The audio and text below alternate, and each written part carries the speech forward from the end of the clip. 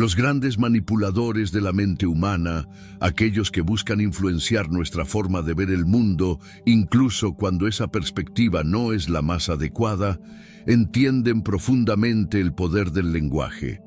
Son expertos en distorsionar el significado de las palabras para moldear la realidad a su conveniencia. Como bien señaló Alfonso López Quintás, un pensador lúcido sobre estos temas, el lenguaje puede ser secuestrado y usado como una herramienta de manipulación masiva. Durante ciertos periodos históricos críticos, hubo figuras clave que, sin necesariamente ocupar los cargos más visibles, ejercieron un impacto devastador.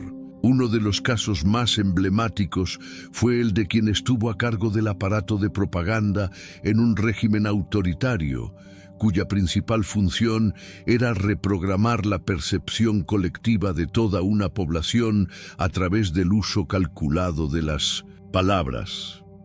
Para comprender cómo alguien puede lograr esto, es fundamental primero entender por qué las palabras tienen tanto poder sobre nosotros. Recuerdo una experiencia durante mi etapa como cirujano en Boston, cuando formaba parte de un proyecto de investigación en la Universidad de Harvard.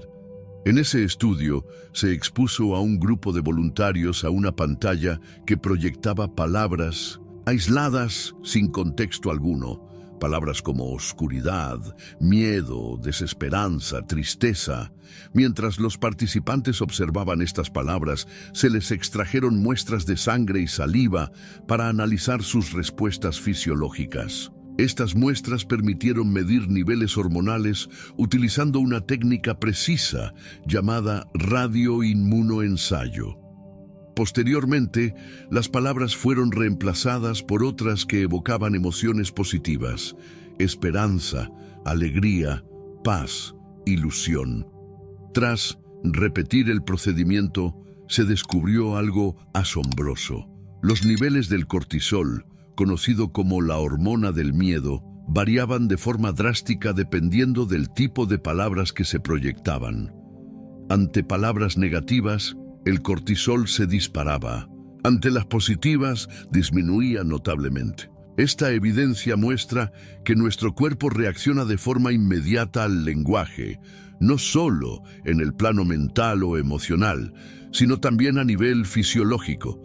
El lenguaje tiene la capacidad de generar estrés o aliviarlo en cuestión de segundos. Para visualizarlo de forma sencilla, pensemos en una metáfora muy ilustrativa. Imagina una cereza doble, de esas que están unidas por el tallo. Una representa la palabra, la otra simboliza el universo emocional, las imágenes mentales y las sensaciones que esa palabra evoca. Así funciona nuestro cerebro.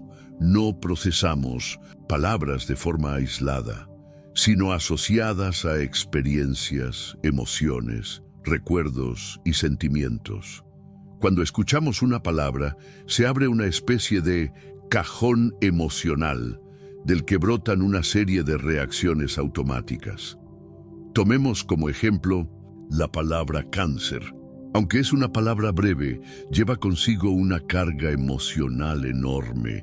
Durante mucho tiempo fue sinónimo de una sentencia de muerte, una palabra que provocaba pánico inmediato.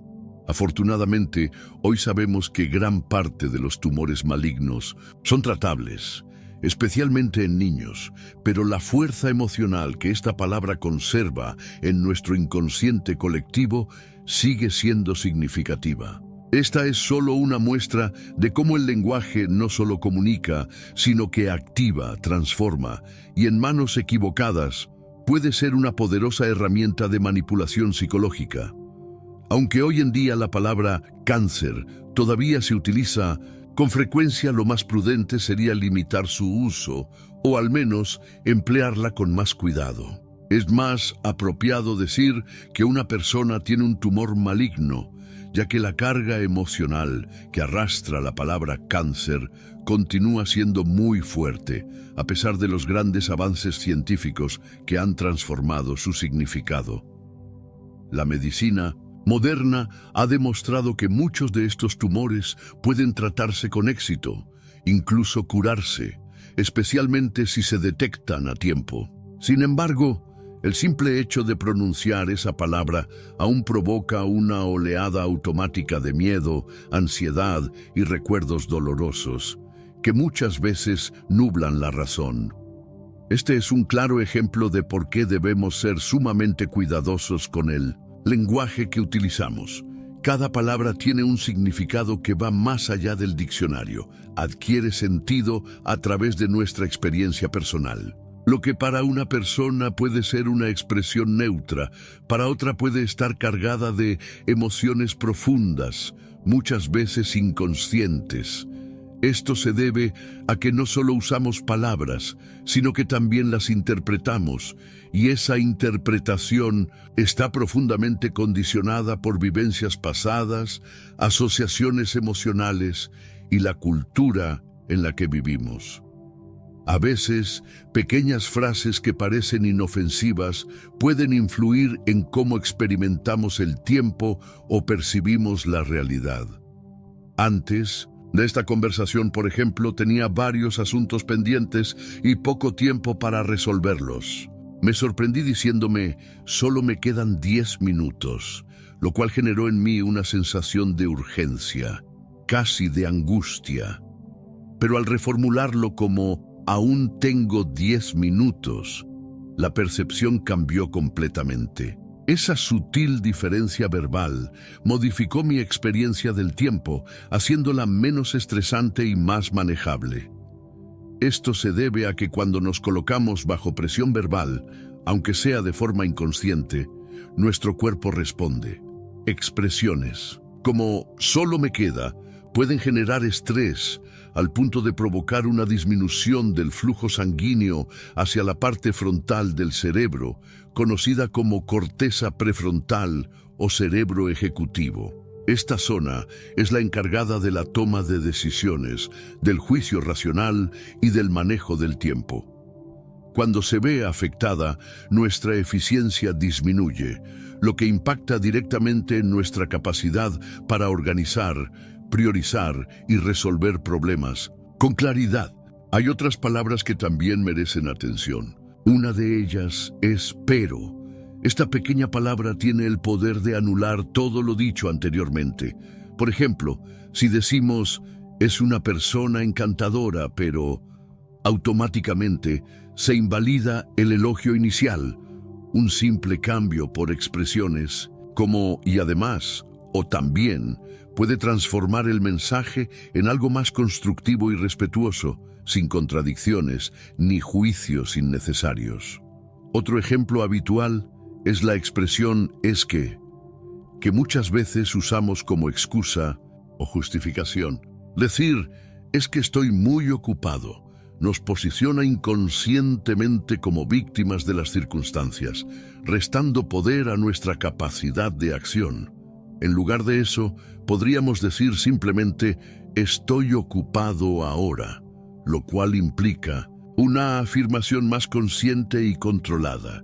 Incluso términos como problema pueden ser reemplazados por otros con connotaciones más propositivas. Mientras que problema sugiere un obstáculo o una amenaza, la palabra desafío despierta una actitud más activa, una invitación a superarnos.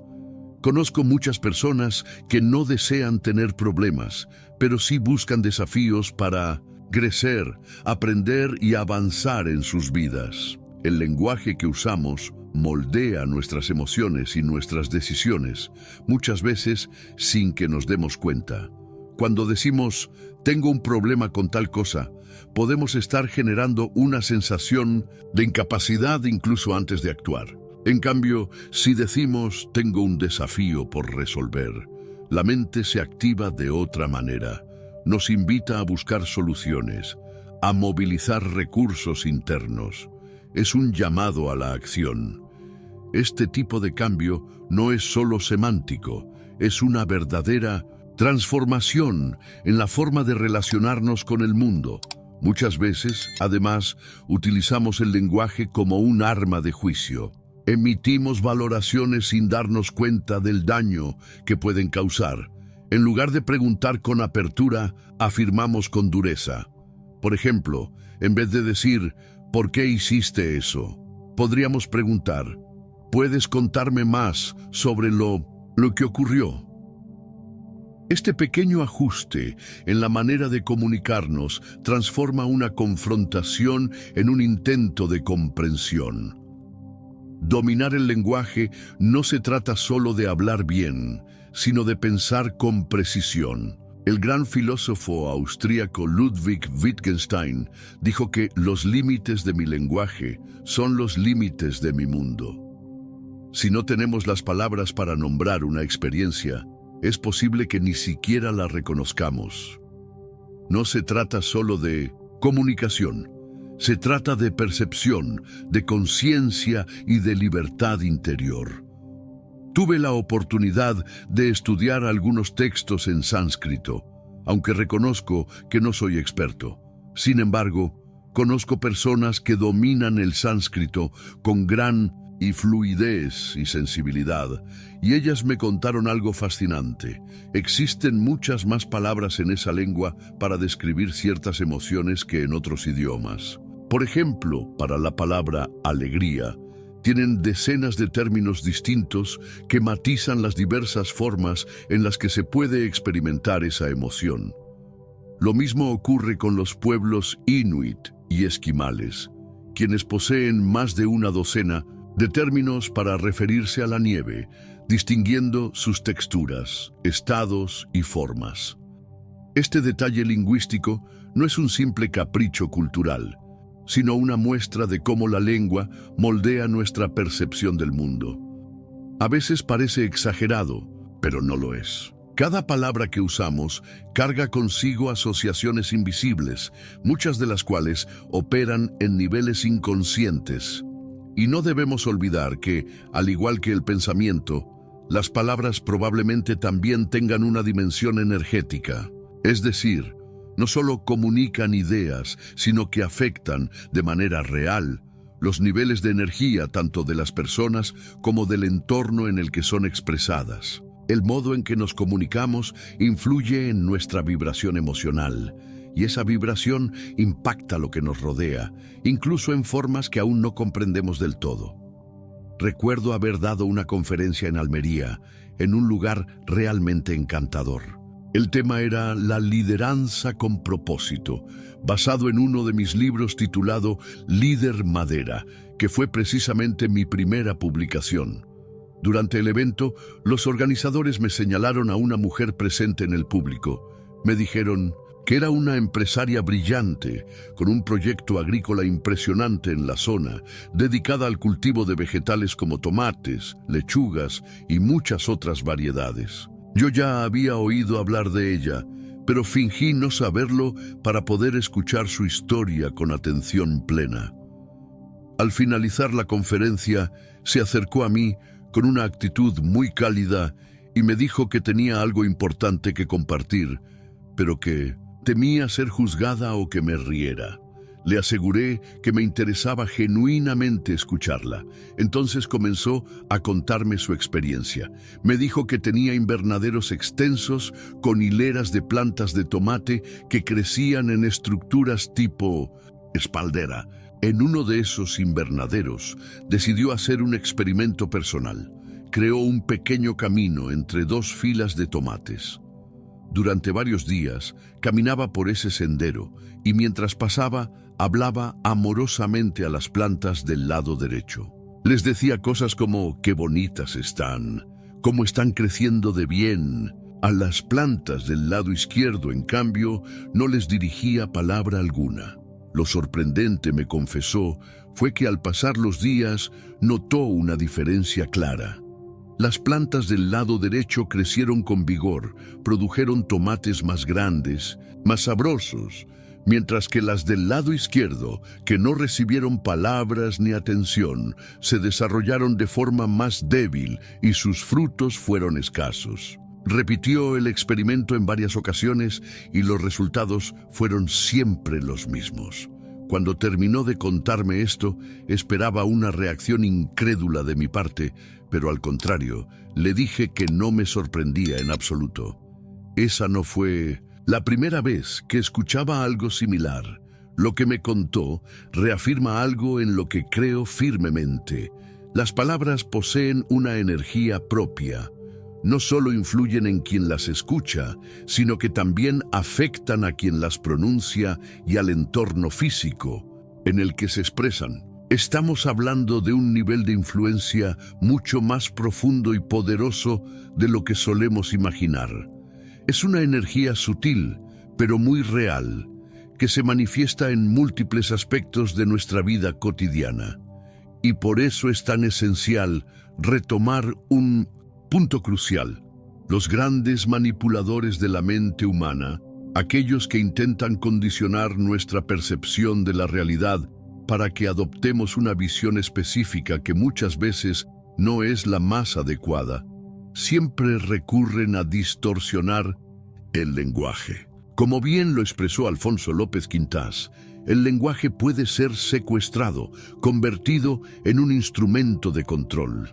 Desde mi perspectiva, aunque no soy historiador, pocos podrían refutar que durante la época del Tercer Reich, una de las figuras más decisivas fue el ministro de propaganda. Él no solo alteró la forma en que las personas veían los hechos, sino que transformó sus emociones, su identidad y su visión del mundo, exclusivamente a través del lenguaje. Por eso debemos ser extremadamente conscientes de cómo utilizamos nuestras palabras. Cada expresión que elegimos tiene el poder de construir o destruir, de liberar o esclavizar. Cuando alguien te dice que hace algo por tu bien, vale la pena observar con atención qué palabras utiliza y con qué intención lo hace. Es importante entender las cosas más allá de su apariencia superficial. No interpretes todo de la misma manera que la mayoría lo hace.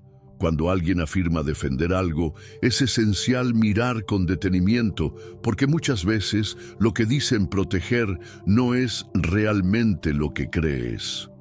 Hay un juego de palabras, una distorsión del significado que puede encubrir intenciones completamente distintas. Es crucial desarrollar una mirada crítica y no dejarse llevar por las apariencias ni por el lenguaje emocionalmente cargado.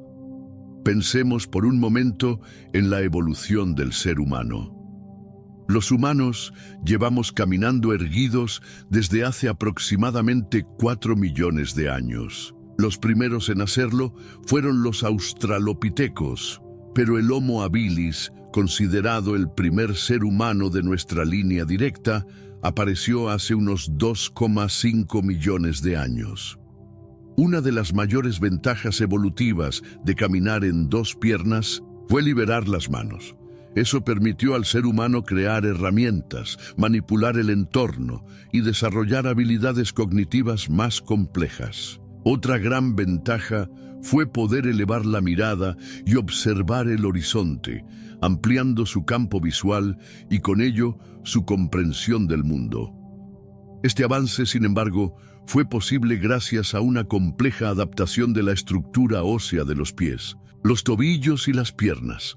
Caminar erguidos no es un proceso simple, y por eso incluso una pequeña piedra dentro del zapato puede arruinar por completo nuestro andar. Imagínate a una joven china con una piedrecita en cada pie. Algo tan pequeño puede impedirle caminar, a pesar de millones de años de evolución diseñados para esa función.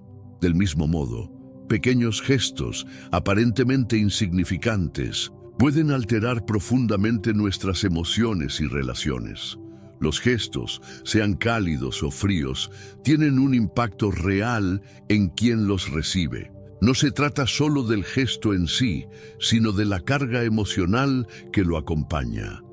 Si sonrío genuinamente a una persona que atraviesa un momento difícil, esa sonrisa puede tener un efecto reparador. Lo que se transmite no es únicamente la expresión facial, sino la emoción sincera de conexión y aprecio. Por otro lado, si mi actitud es agresiva o distante hacia alguien que comete un error, no solo comunico desaprobación, también transmito una energía hostil que deja una marca. Recuerdo que cuando estaba en Boston, el profesor William Silent, jefe del departamento de cirugía, solía repetirnos constantemente: la cirugía se trata de los pequeños detalles. Esa frase parecía simple, pero encerraba una gran verdad. En una ocasión, durante un caso de separación conyugal real, en una conversación con los abogados, la mujer expresó: «Tú nunca tienes ese gesto, nunca tienes ese gesto». A lo que su esposo respondió con sarcasmo: «Esos son tonterías». Pero ella lo miró fijamente y le dijo: «Si mi vida está llena de cosas pequeñas, entonces esas cosas pequeñas lo son todo para mí». Esa respuesta reflejaba una verdad emocional profunda que muchas veces ignoramos. Lo que parece trivial desde fuera puede ser de enorme valor emocional para otra persona. Gestionar las emociones no es solo una cuestión psicológica, es también fisiológica. Cada emoción que sentimos activa mecanismos en el cuerpo que liberan sustancias químicas, como hormonas y neurotransmisores. Esto desencadena lo que algunos llaman el cuerpo doloroso, una respuesta somática real ante un estímulo emocional. A través de esta respuesta física, captamos la emoción conscientemente como un sentimiento. El sentimiento, entonces, es el reflejo consciente de un proceso emocional que se está gestando en lo profundo del cuerpo. Por eso, aprender a manejar nuestras emociones requiere paciencia y conciencia. No se trata de reprimirlas con el intelecto, ni de negarlas para mantener una apariencia de control. Cuando tratamos de reprimir lo que sentimos porque nos resulta incómodo, difícil o socialmente inaceptable, no estamos realmente gestionando. Estamos empujando esas emociones hacia lo profundo del inconsciente, pero lo reprimido no desaparece. A lo largo de la historia, los pueblos que fueron sometidos eventualmente terminaron rebelándose cuando ya no podían soportar más. Lo mismo ocurre con nuestras emociones. Si las forzamos a callar, eventualmente encuentran una forma de manifestarse. ¿Y cómo lo hacen? A veces a través de enfermedades. Cuando la emoción se acumula sin ser atendida, puede transformarse en un síntoma físico: hipertensión, alteraciones metabólicas, trastornos autoinmunes o incluso enfermedades más complejas. La emoción reprimida busca una vía de escape. Por eso, gestionar el mundo emocional no es un lujo ni una moda. Es una necesidad vital. El primer paso para esa gestión es reconocer que algo se activó en nuestro cuerpo. Tal vez fue un recuerdo antiguo, una emoción que nos conecta con una experiencia de la infancia, una herida que creemos olvidada, pero que aún habita en el inconsciente. Paradójicamente, aunque ya no tengamos memoria consciente del evento, su huella emocional sigue viva en nosotros. Jamás deberíamos rechazar una emoción como si fuera un error o algo que deba ser eliminado. Lo primero que debemos hacer es reconocerla, darle un espacio para existir. Aceptarla no significa rendirse ante ella ni dejarse arrastrar por su fuerza, sino simplemente reconocer que está ahí, presente, formando parte de nuestra experiencia humana. Ese es el primer paso esencial. Permitir que exista sin necesidad de actuar de inmediato sobre ella. Lo segundo que debemos comprender es que el verdadero problema no son las emociones en sí, sino el quedarnos atrapados en ellas. Lo que resistimos persiste. Si intento evitar sentir tristeza y me niego a aceptar que estoy triste, esa emoción no desaparece. Al contrario, se intensifica, se vuelve más difícil de gestionar. Pero si me detengo un momento y digo: sí, ahora mismo estoy triste. No sé exactamente por qué, pero lo estoy. Abro la posibilidad de navegar esa tristeza. Se trata de entrar en ese estado emocional con respeto, como si escucháramos a alguien querido que quiere decirnos algo importante. El cuerpo es una vía fundamental en este proceso. Muchas veces, el cuerpo actúa como un mensajero del inconsciente. Es él quien primero capta y expresa lo que está ocurriendo en nuestro interior. Y curiosamente, lo que más interfiere en este proceso es la mente. La mente tiende a rechazar, a juzgar, a racionalizar todo, generando un ruido constante que impide sentir con claridad. A veces, en lugar de observar lo que sentimos, nos dedicamos a rumiar mentalmente, atrapados en pensamientos repetitivos que solo aumentan nuestro malestar. Una práctica poderosa para lidiar con estas emociones es escribir. Escribir sin juzgar, sin corregir, sin buscar explicaciones. Solo dejar que las palabras fluyan, como un río. Esta acción activa regiones del cerebro asociadas con el procesamiento emocional positivo, especialmente el córtex orbitofrontal izquierdo. De algún modo, escribir ayuda a transformar lo que sentimos, suaviza la dureza del momento, nos permite canalizar la emoción, darle forma y muchas veces, con el tiempo, reduce su intensidad. Un tercer paso crucial es adoptar una actitud de explorador. Los grandes descubridores de la historia no solo hallaron paisajes hermosos como las cataratas Victoria en África, sino que también enfrentaron tormentas, frío extremo, hambre y aislamiento, como le ocurrió a Shackleton en la Antártida. Pero ellos no retrocedieron, no huyeron ante la dificultad.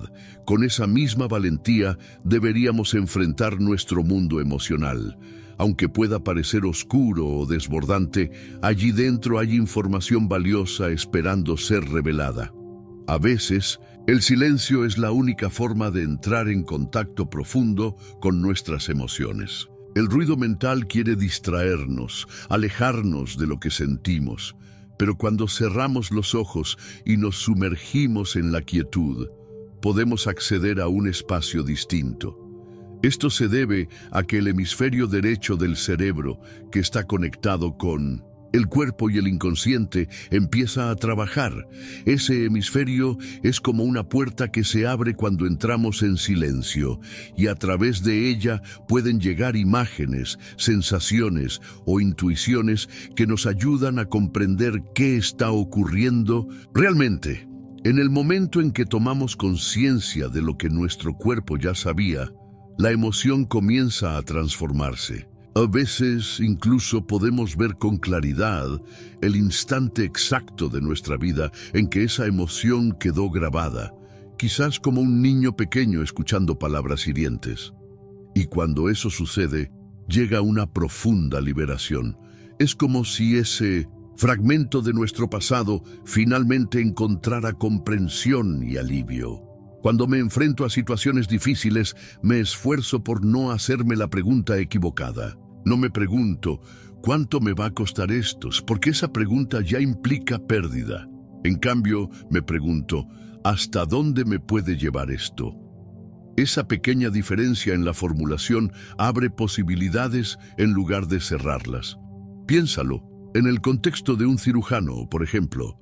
Durante mis 26 años de práctica entre España y Estados Unidos, he vivido situaciones extremas, accidentes graves, ataques, momentos en los que se exige la máxima precisión emocional.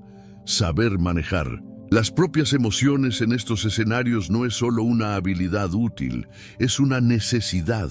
Requiere entrenamiento, sí, pero una vez que lo logras, cambia todo. Por eso, invito a todas las personas que nos están escuchando o viendo ahora mismo a que se atrevan a dar este paso, a que entren en su mundo emocional con valentía y curiosidad.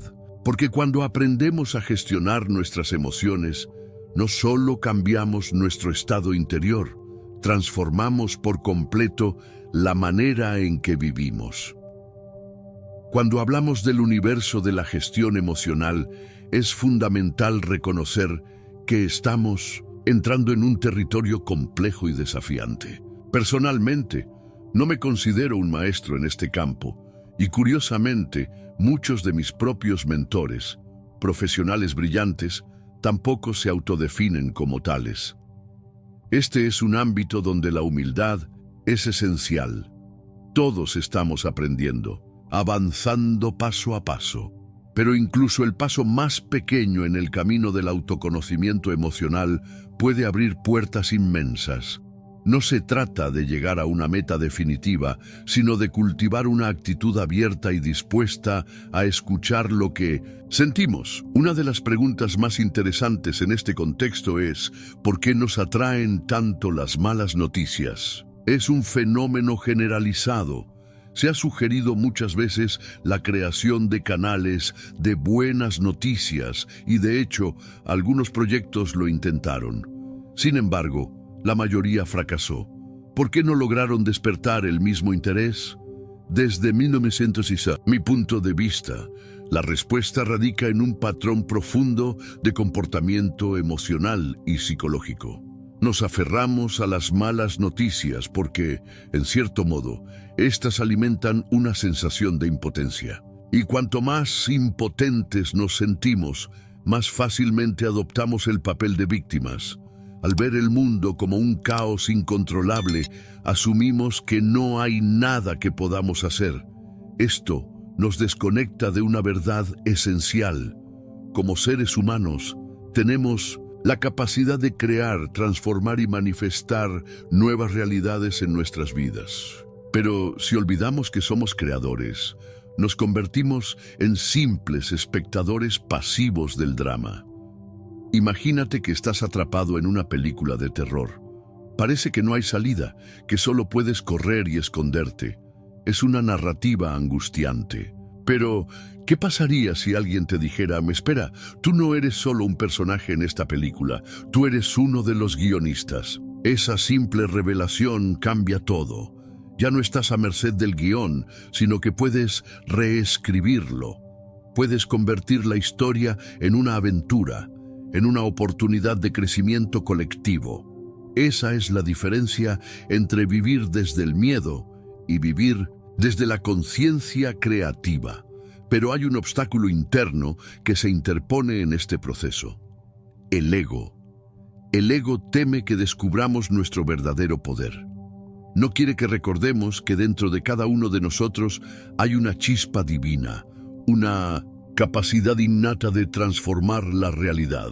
Porque en el momento en que una persona reconoce esa divinidad interior, también reconoce que tiene una responsabilidad, la de crear una vida con propósito, de dar forma consciente a su existencia.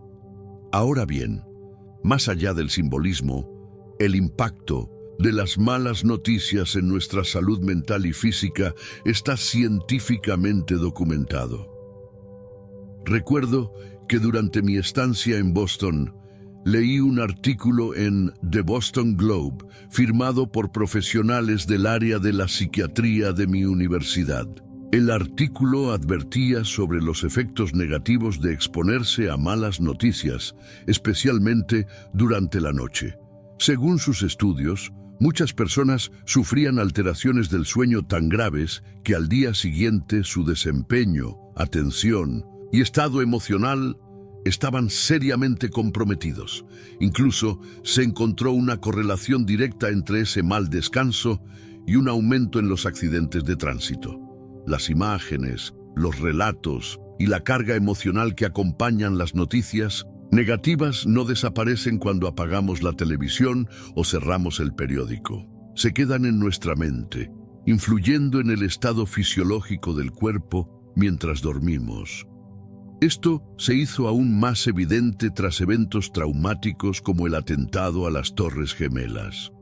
Los especialistas observaron una ola de reacciones emocionales intensas en personas que no estuvieron físicamente presentes en el lugar, pero que consumieron horas de noticias relacionadas con el evento. Fue una reacción tan intensa que muchos desarrollaron síntomas del conocido trastorno de estrés postraumático, una condición previamente asociada casi exclusivamente a veteranos de guerra, como los que combatieron en Vietnam.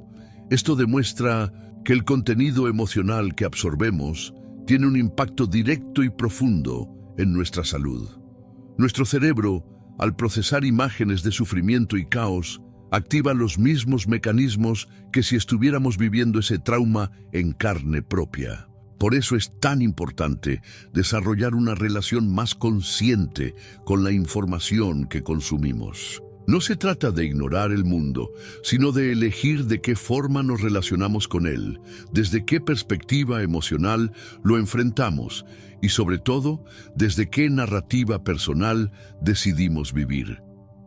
Cuando una experiencia traumática ocurre, ya sea física o emocional, queda registrada en el cerebro a través del sistema límbico, que es la región responsable de procesar nuestras emociones. Aunque la amenaza haya desaparecido y la persona ya no esté en un entorno de guerra o peligro, ciertos estímulos pueden activar ese recuerdo inconsciente. Por ejemplo, el sonido de un taladro en la calle puede, en segundos, trasladar mentalmente a un veterano del Vietnam de vuelta a las ráfagas de metralla vividas décadas atrás. En ese momento, su cuerpo reacciona como si el peligro fuera real. Se paraliza, grita y a veces se necesita incluso asistencia médica de emergencia. Este tipo de reacción fue durante mucho tiempo incomprendida, hasta que se reconoció oficialmente como un trastorno, el síndrome de estrés postraumático.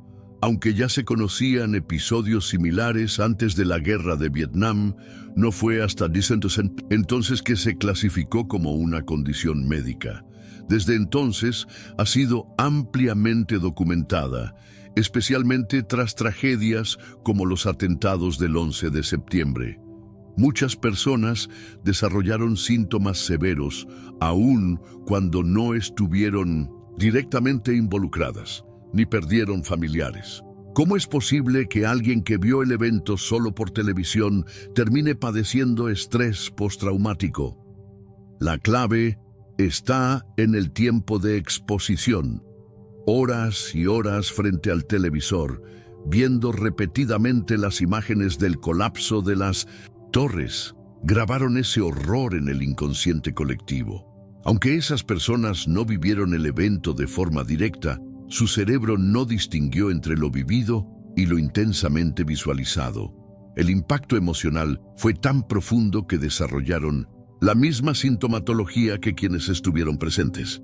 Inspirado por este tipo de realidades, escribí un libro muy especial para mí, probablemente el más significativo de todos: El guardián de la verdad y la tercera puerta del tiempo. En esta historia, ambientada en la antigua Grecia, el mundo parece estar al borde del colapso. En medio de esa oscuridad se entrega un mensaje a cada persona: enciende tu luz, por pequeña que sea. Algunas personas tienen una luz más intensa, otras más tenue, pero cuando todos comienzan a iluminar su entorno, la oscuridad desaparece por completo. Este símbolo representa una verdad profunda: la transformación del mundo requiere de todos. Para destruir, basta con unos pocos, pero para construir un nuevo mundo, cada ser humano es necesario. Asumir el papel de víctima es comprensible, especialmente cuando uno está rodeado de noticias sombrías. Pero si no eres capaz de hacer ese cambio por ti mismo, hazlo por quienes te rodean.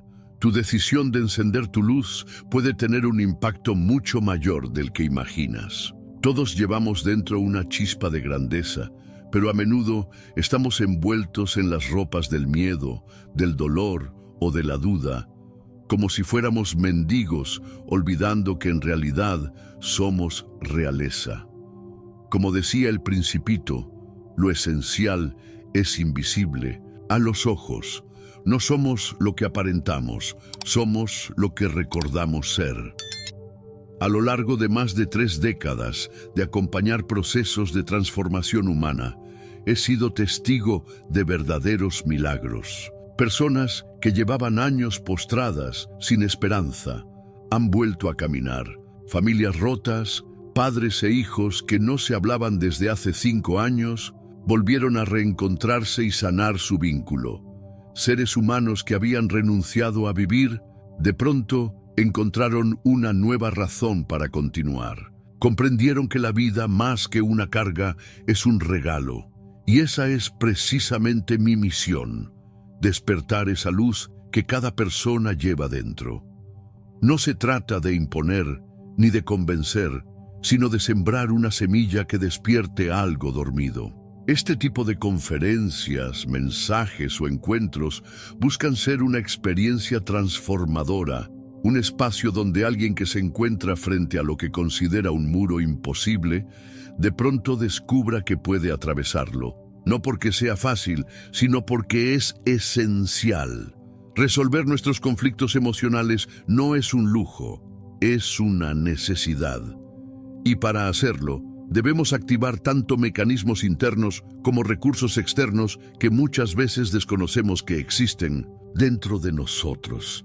Cuando lo hacemos, el cambio ocurre, y cuando ocurre no deja de sorprendernos. Lo que parecía un muro infranqueable, de pronto se convierte en una puerta abierta hacia una nueva vida.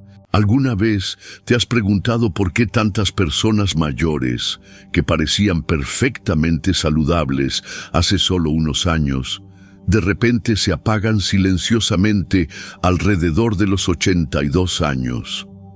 No es por un infarto repentino, cáncer agresivo o algún accidente trágico. La causa es mucho más discreta, insidiosa y, lo más alarmante, olvidada por casi todos.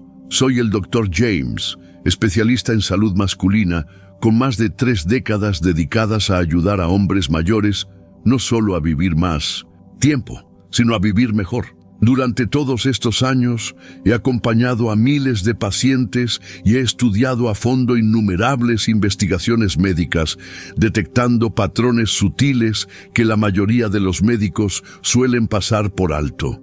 Y déjame revelarte algo que podría cambiar tu perspectiva para siempre. Uno de los indicadores más poderosos de longevidad después de los 60 años no está relacionado con tus análisis de sangre, tu presión arterial, tu colesterol, ni tu capacidad aeróbica. Está escondido en un aspecto del que casi nadie habla abiertamente y que lamentablemente muchos abandonan por vergüenza, miedo o por ideas equivocadas. Hoy voy a revelarte una clave oculta para mantenerte lleno de vitalidad, independiente y con la mente aguda no solo hasta los 80 o 90 años, sino más allá. Lo mejor de todo es que no necesitarás medicamentos costosos, rutinas de ejercicio agotadoras, ni dietas restrictivas. Esta herramienta ya está dentro de ti, esperando ser activada. Te invito a quedarte conmigo, porque en los próximos minutos te voy a guiar paso a paso por un camino sencillo, pero transformador, que puedes empezar a aplicar desde hoy mismo para recuperar tu energía y tu bienestar. Además, lo que compartiré al final podría revolucionar por completo tu manera de entender el envejecimiento. Si aún no lo has hecho, suscríbete al canal y activa la campanita para no perderte ningún consejo clave de salud diseñado para ayudarte a mantenerte fuerte, vital y autosuficiente. Y si sientes que este mensaje resuena contigo, escribe un 1 en los comentarios. Si crees que hay algo que podemos mejorar, escribe "So". Tu opinión es invaluable y nos ayuda a darte siempre lo mejor. Ahora que ya tienes una idea de cuán fundamental es este aspecto oculto de la salud, vamos a descubrir juntos una de las amenazas más sigilosas y devastadoras que enfrentan los adultos mayores hoy en día. Se trata de una epidemia silenciosa que roba energía, debilita el cuerpo y acorta la vida de manera anticipada: la pérdida de la conexión con el placer físico. Esta desconexión silenciosa es un fenómeno que he visto repetirse una y otra vez en mi consulta. Cuando hablo con pacientes de 70, 80 años o más, a menudo noto una tristeza callada en su mirada, como si hubieran aceptado resignados que la vida se ha vuelto más gris, más distante y menos significativa. A lo largo de los años, he llegado a identificar uno de los cambios más profundos y devastadores que suelen acompañar al envejecimiento. una desconexión progresiva de sus propios cuerpos y del placer físico que alguna vez les hizo sentirse vibrantes y llenos de vida. Este no es un tema del que las personas mayores hablen fácilmente. Sin embargo, está ocurriendo en todas partes, drenando la vitalidad de hombres y mujeres de manera tan lenta que muchas veces ni siquiera se dan cuenta. En algún momento de nuestras vidas, la sociedad nos ha susurrado una mentira peligrosa: que la intimidad, el contacto físico y la expresión sexual son territorios exclusivos de los jóvenes, que después de cierta edad deberíamos cerrar esa puerta en silencio y renunciar a esa parte tan esencial de nuestra humanidad. Muchos adultos mayores terminan creyendo esta idea, convencidos de que buscar o disfrutar del placer físico es algo inapropiado, vergonzoso o simplemente imposible a estas alturas de la vida. Algunos se retraen por cambios físicos, otros por heridas emocionales del pasado y muchos más por desconocimiento. No saben que este aspecto no solo sigue siendo posible, sino que es absolutamente necesario para mantener la salud integral. Lo que la mayoría no entiende es que esta desconexión marca el inicio de un círculo vicioso muy peligroso. La falta de estimulación regular hace que el flujo sanguíneo hacia órganos vitales disminuya. Las rutas neuronales relacionadas con el placer se van debilitando y atrofiando, y los niveles hormonales comienzan a desequilibrarse, favoreciendo un deterioro progresivo.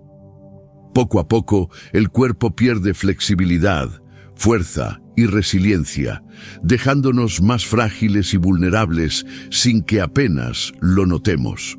No se trata solo de intimidad sexual. El impacto se extiende a todos los niveles: mental, emocional y físico.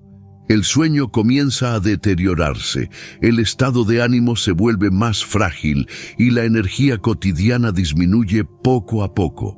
Con el tiempo, incluso el sistema inmunológico se debilita silenciosamente, y el riesgo de enfermedades crónicas como problemas cardíacos, demencia y depresión se incrementa sin que muchos lo perciban de inmediato. He sido testigo de este proceso incontables veces en mi consulta. Hombres y mujeres que un día eran dinámicos y llenos de vida, comienzan sin darse cuenta a perder esa chispa interior.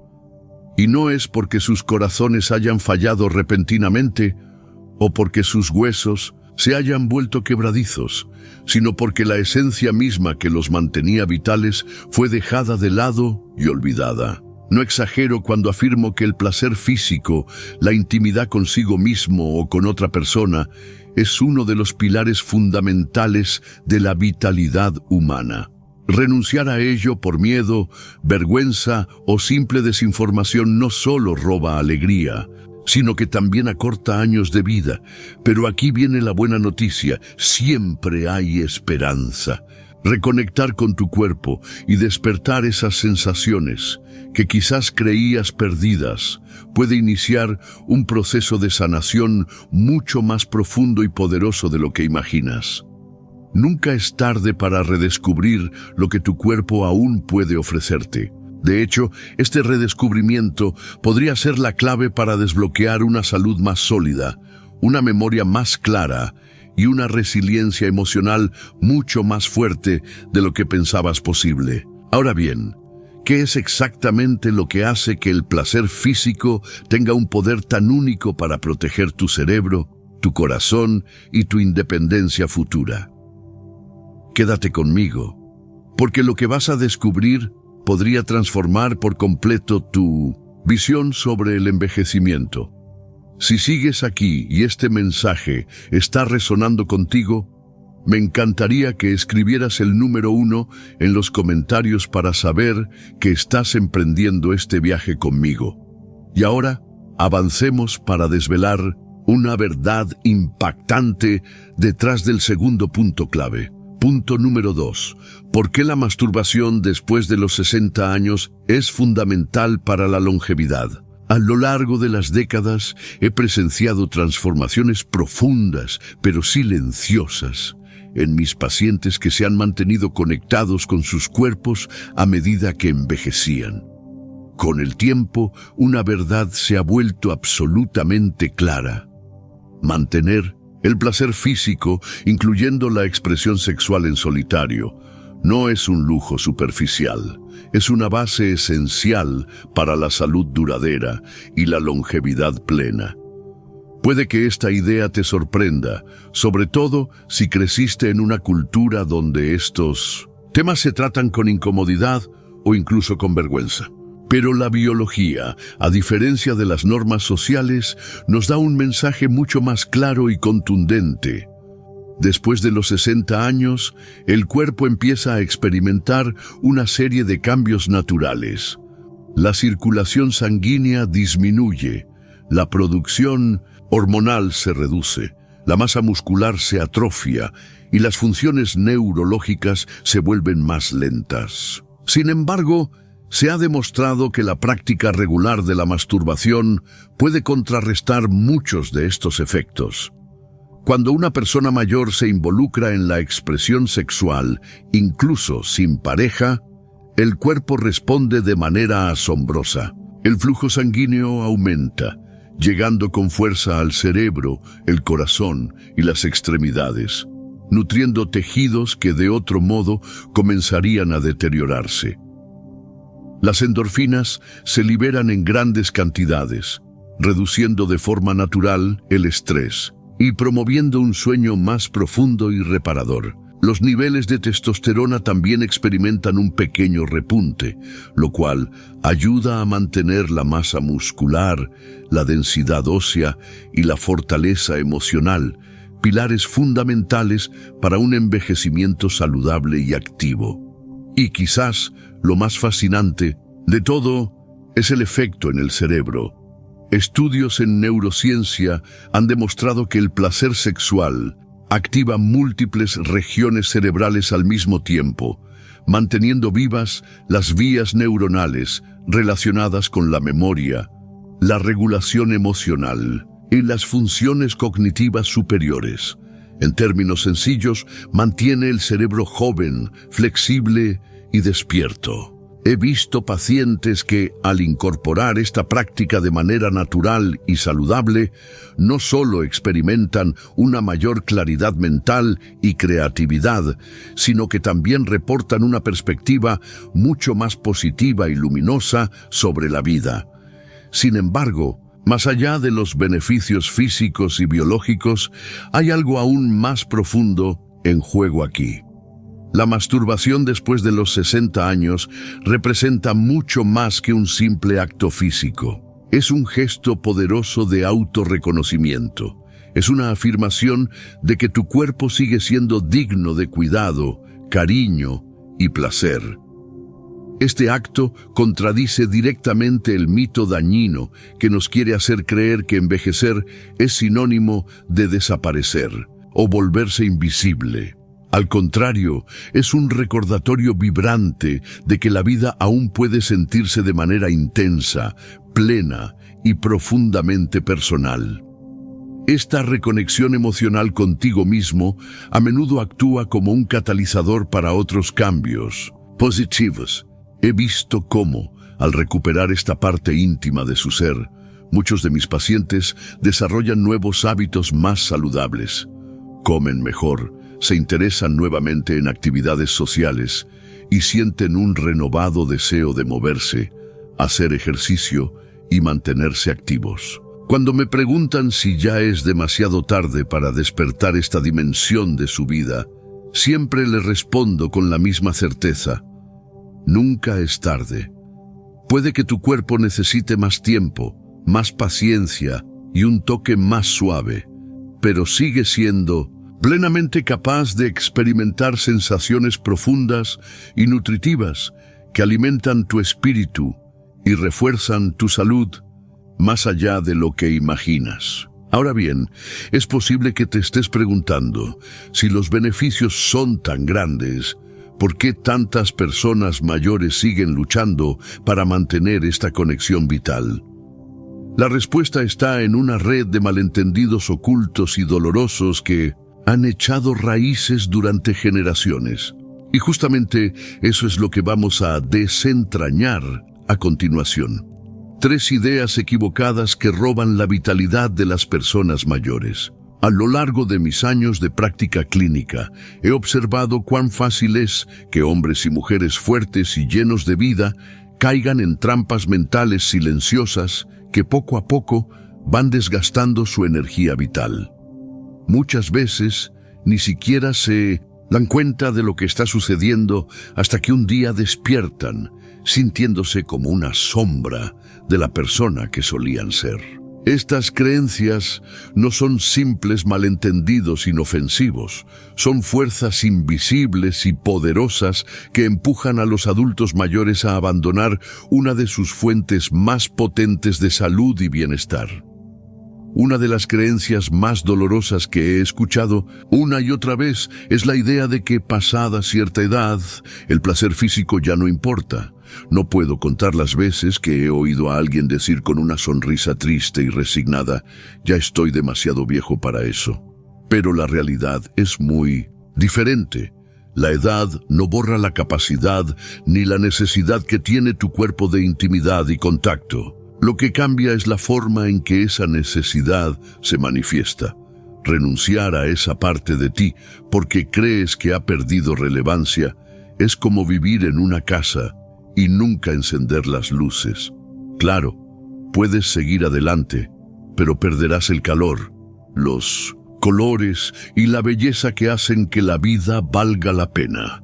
Otra creencia muy dañina es la idea de que buscar placer es algo vergonzoso o inmoral. Muchas personas crecieron en épocas en las que el placer propio se consideraba tabú, algo que se susurraba a escondidas o se miraba con desaprobación. Estas ideas, por más antiguas que sean, pueden hundirse profundamente en la mente y el corazón, creando capas de culpa que persisten incluso en las últimas décadas de la vida. Pero déjame decirte esto de la manera más clara y compasiva posible. Cuidar de tu propio cuerpo no es vergonzoso. Es un acto esencial de amor propio, de respeto por tu salud y de dignidad hacia tu existencia. Existe también un mito muy peligroso que sugiere que conservar la energía sexual ayuda a preservar la fuerza física. Sin embargo, la realidad es exactamente la contraria. La actividad sexual regular, incluyendo la autoexploración, alimenta todos los sistemas de tu cuerpo, estimula las hormonas, mantiene la circulación sanguínea y protege la salud de los tejidos. Así como un músculo que se debilita por falta de uso, las partes de nuestro cuerpo dedicadas al placer también necesitan activarse regularmente para mantenerse vivas y vibrantes. Y quizás el malentendido más perjudicial de todos es la creencia de que la salud sexual está separada de la salud general. La verdad es que están profundamente entrelazadas y se influyen mutuamente de maneras que la ciencia moderna apenas comienza a entender. Cuando cuidas una, fortaleces la otra, y cuando descuidas una, ambas sufren las consecuencias. Comprender estos malentendidos es solo el primer paso para recuperar la vida vibrante y llena de poder que aún tienes por delante. Pero saber no es suficiente. El conocimiento es solo la mitad de la batalla. Lo que realmente necesitas a continuación es un mapa claro y práctico, un camino que te permita reconectar con tu cuerpo de una manera natural, cómoda y segura. Y eso es exactamente hacia donde nos dirigimos ahora. Si sigues aquí y sientes que estos aprendizajes están aportando valor a tu vida, te invito a escribir el número 1 en los comentarios para hacerme saber que estás caminando a mi lado en este proceso. Ahora, avancemos juntos para descubrir las lecciones fundamentales que nos esperan en el punto número 4. Cuarto, el método de restauración, un proceso paso a paso para recuperar la vitalidad sexual. Cuando comencé a acompañar a pacientes mayores en su camino hacia la reconexión con sus cuerpos, me di cuenta de algo crucial. No basta con ofrecer palabras de aliento. La mayoría necesitaba más que solo motivación. Necesitaban un método real, concreto, práctico, algo que pudieran seguir con confianza y sin miedo a equivocarse. Así nació el método de restauración, diseñado específicamente para respetar las particularidades del cuerpo que ha atravesado décadas de vida, honrando los cambios naturales del tiempo mientras reaviva esa conexión vital entre la mente y el cuerpo que muchas veces se ha desvanecido. El primer paso es la preparación. Antes de cualquier otra cosa, es fundamental crear un espacio en el que te sientas completamente seguro, relajado y libre de distracciones. Ajusta la temperatura de la habitación a tu gusto. Elige una silla o cama cómoda y ten a mano un lubricante de alta calidad. Aunque parezcan detalles pequeños, estos actos envían un mensaje poderoso a tu mente y a tu cuerpo. Tú eres importante y tu salud merece tiempo, atención y cuidado. El siguiente paso es el relajamiento. Aquí no se trata de una carrera ni de cumplir con una tarea. Comienza respirando profundamente, dejando que tus músculos se aflojen poco a poco mientras sientes cómo tu ritmo cardíaco se calma. Imagina que la tensión va saliendo de tu cuerpo como arena que se escurre suavemente entre los dedos. Este acto de presencia, de habitar plenamente tu cuerpo en el momento, puede abrir puertas a sensaciones que quizás creías cerradas para siempre. Luego viene el despertar. Esta es la fase en la que exploras con suavidad y curiosidad zonas de tu cuerpo que tal vez hayas ignorado durante años. La parte interna de los muslos, la parte baja del abdomen, el pecho. Toca estas áreas con ligereza, sin juicio, simplemente observando cómo responde tu cuerpo, incluso con las señales más sutiles. Cada pequeña respuesta es un recordatorio hermoso de que tu cuerpo sigue vivo y ansioso por reconectar contigo. Después llegamos a la estimulación focalizada. Sin apuros ni expectativas, introduce de manera gradual un toque más directo, permitiendo que la excitación surja de forma natural y a su propio ritmo. Usar movimientos lentos y conscientes, en lugar de apresurados, crea una profundidad de sensación que a menudo se pierde cuando actuamos con prisa. Aquí no se trata de llegar rápidamente a un objetivo final, sino de saborear la experiencia, dejando que tu cuerpo te guíe en este viaje íntimo. Finalmente, llegamos a la integración. Este es el momento de detenerte, respirar profundamente y agradecerte por haber elegido invertir en tu bienestar. Permítete disfrutar de esa sensación de vitalidad, por sutil o intensa que sea. En este acto silencioso de reconocimiento, la sanación comienza a echar raíces profundas. Este método no tiene nada que ver con intentar revivir el pasado. Se trata de abrazar plenamente quién eres hoy, con toda la sabiduría, la fortaleza y la ternura que has acumulado a lo largo de los años. Y te aseguro que, una vez que experimentes incluso una pequeña chispa de reconexión, comprenderás el enorme potencial que todavía vive dentro de ti. Sin embargo, aunque cuentes con el método adecuado, el camino no siempre es sencillo. Existen obstáculos comunes que pueden fácilmente interponerse en tu progreso si no sabes reconocerlos a tiempo. En la siguiente parte, te mostraré exactamente cómo evitar los errores más habituales que cometen muchas personas mayores sin darse cuenta, para que tú puedas mantenerte firme en tu camino hacia una vitalidad duradera. 5. Superar los desafíos. ¿Qué esperar y cómo lograr el éxito? Siempre que acompaño a alguien en este viaje a través del método de restauración, repito una verdad fundamental. El cambio verdadero rara vez sigue una línea recta. Es totalmente normal encontrar momentos de duda, frustración o incluso desánimo en el camino. He visto esta situación repetirse una y otra vez. No es porque las personas no tengan el deseo genuino de sanar, sino porque, sin saberlo, caen en trampas que hacen que el camino sea mucho más difícil de lo que realmente necesita ser. Saber qué esperar y cómo reaccionar puede marcar la diferencia entre rendirse o transformar tu salud y vitalidad de manera duradera. Uno de los desafíos más comunes son las expectativas poco realistas. Muchas personas mayores suponen que si hacen todo correctamente, deberían sentirse de inmediato como cuando tenían 20 años. Y cuando eso no sucede, la decepción puede apoderarse del ánimo. Pero la verdad es que tu cuerpo ha cambiado, y eso no es un fracaso, es simplemente parte de la vida. El éxito ahora no se mide por cuán rápido alcanzas un placer intenso, sino por la profundidad con la que logras reconectar con tus sensaciones, tu comodidad y tu presencia en el momento. Incluso los progresos más pequeños son señales valiosas de que la sanación está ocurriendo en lo más profundo. Otro obstáculo frecuente es la inconsistencia. Tal como fortalecer un músculo o recuperar la flexibilidad requiere constancia, reconstruir tu conexión sensual también necesita práctica regular. Hacerlo solo de vez en cuando surge la ocasión, es como regar una planta una vez al mes y esperar que florezca.